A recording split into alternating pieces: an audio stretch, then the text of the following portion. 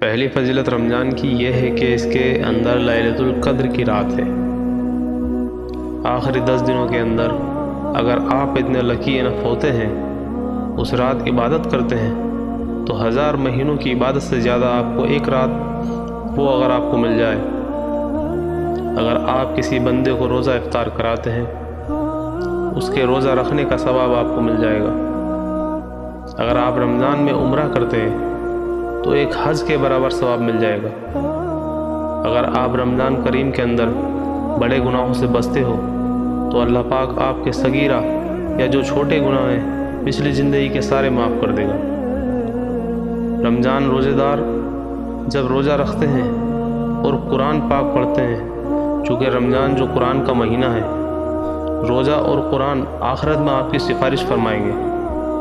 وہ اللہ پاک قرآن کی اور روزے کی سفارش کو قبول فرمائے گا اور آپ کو جنت عطا کر دے گا۔ اگر آپ کو بنا رمضان کے ایک ثواب ملتا ہے تو وہیں نیکی کا کیا ہوا ثواب 70 گنا ملے گا۔